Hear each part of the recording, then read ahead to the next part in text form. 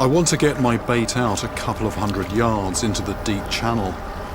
I can't cast that far, so the only option is to paddle out to where the sharks could be and drop it in.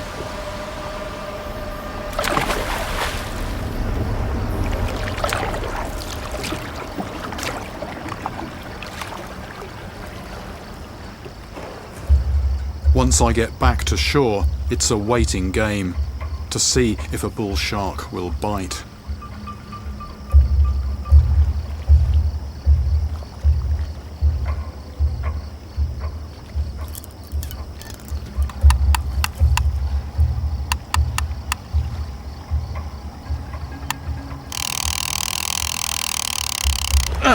That is a fish on.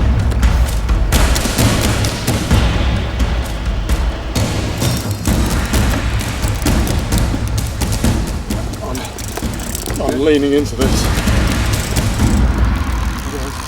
My reel is nearly on full drag, but the fish is still able to swim off with ease. This has to be a monster. Thankfully, the heaviest line I've ever used is just about holding out. I've got mine hanging on the back of the harness here because I've got very tight drag, very strong line. And if the fish takes off, the weak link is probably me ending up in the water. After a 20-minute fight, I have the fish close to the shore. When it finally breaks the surface, I see something I didn't expect. Look at that! Fish's beach now. It's a goliath grouper. That is just a massive grouper. After a 20-minute struggle, it should be worn out, but there's still a lot of fight left in this beast.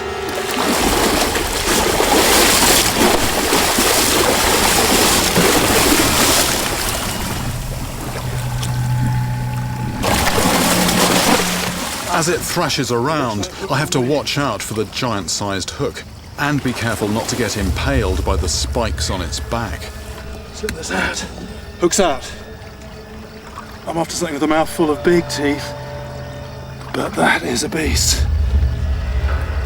That is a beast. The length is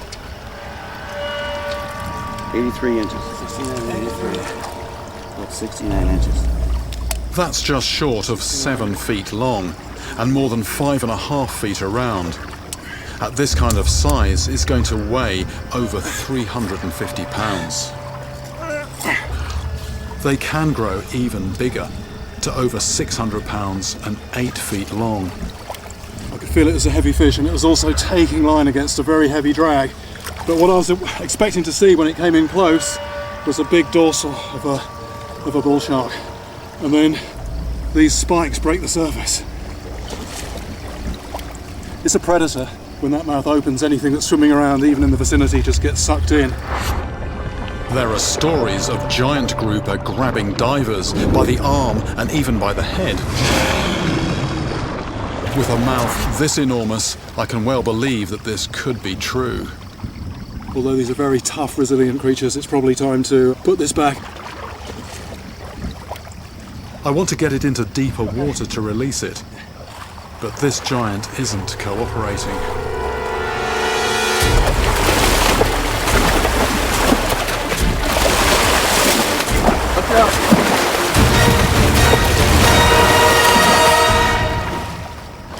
I think I'm knee deep in water. This fish, its belly is still scraping the bottom.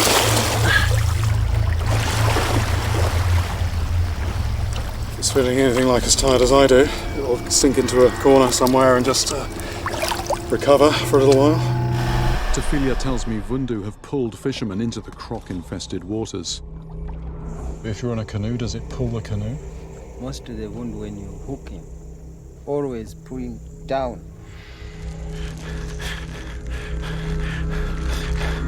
So sometimes you find maybe if your canoe has got no balance, sometimes it can go down. So what we do, when we see those dangers, we cut the line.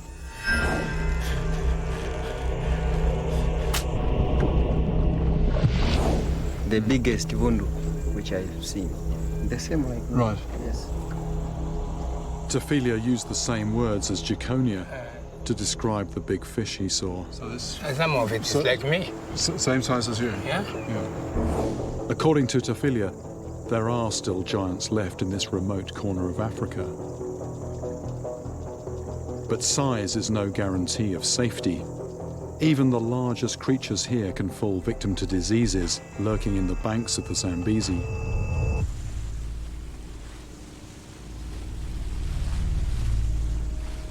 With no obviously fatal wounds, this hippo looks like a prime candidate for a lethal infection. There's a lot of anthrax further up the river, so this could be a hippo that has died from anthrax. Not a very pleasant thought. Anthrax spores can survive for up to a century in the soil, ready to infect passing animals. The bacteria release toxins that are powerful enough to take out elephant, hippo, or human. I'm beginning to wonder if the odds are completely stacked against me, but I can't let myself become distracted. I need to get some bait in if I want to get a vundu out. Once again, I'm operating in unfamiliar territory.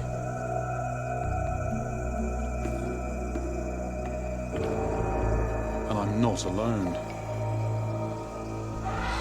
I'm in a nice fishing spot here. The only problem is this hippo, most of them, they disappear when the boat's around. This one seems to be quite curious. I've also heard a couple of elephant bellowing close by, so it's quite disconcerting to think that there are other things a lot bigger than me with prior claim to this place.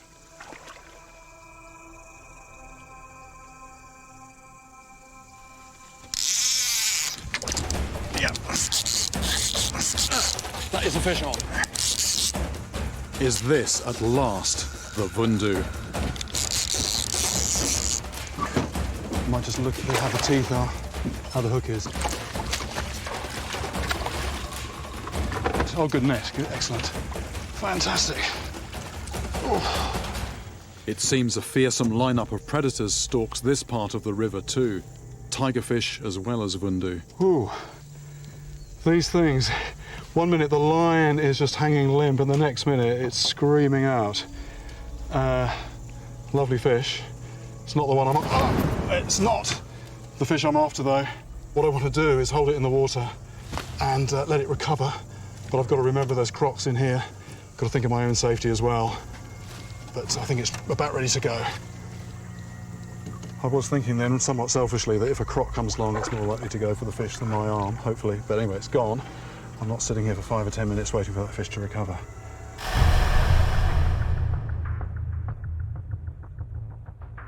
No one lives here permanently.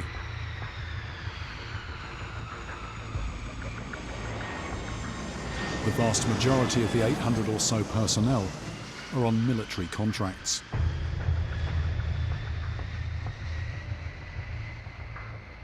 What they do is not public knowledge. And some areas of the island are strictly off limits.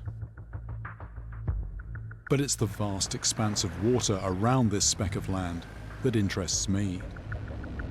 Very few people get to fish here, either recreationally or commercially, which means that the species that are here now are going to be the same ones that were here in 1942.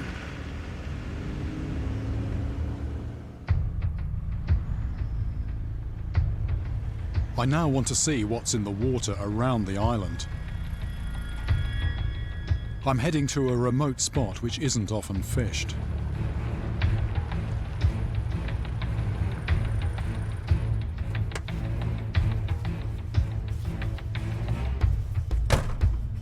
Beneath the surface here, the land shelves off very quickly. So even with a cast from the shore, I should be on the edge of deep water.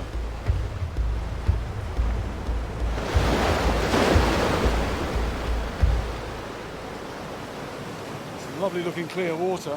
There are a few beaches here and there on the island, but mostly it's rock and fairly treacherous underfoot. But I just thought while I was trying to get a boat sorted out, I'd come along and get some lures in the water, start to get a feel for what's living around here.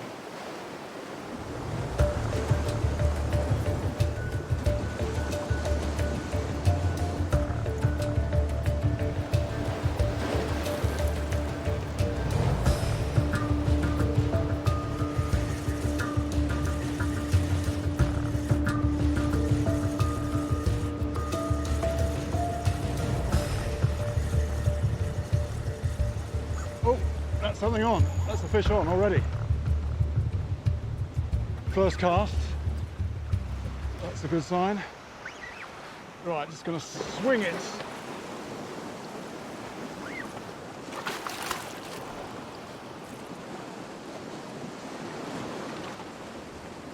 It's a grouper. Very impressive sized mouth, even on a fish this size. So there's certainly predators in these waters.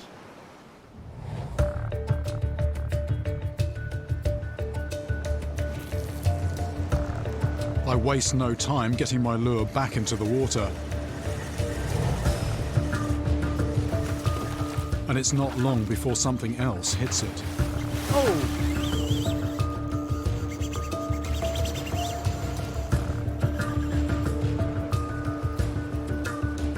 See something out there? It's being followed by several fish.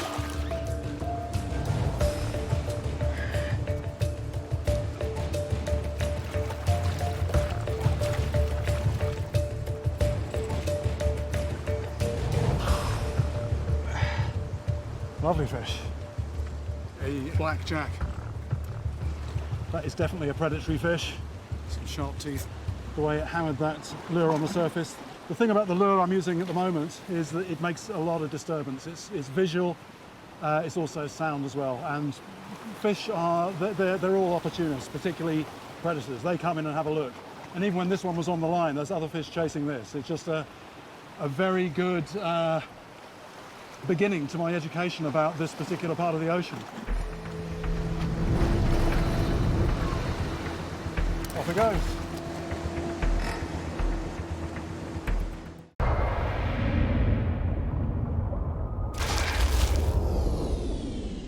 Thanks for watching. If you enjoyed this video, don't forget to like the River Monsters page.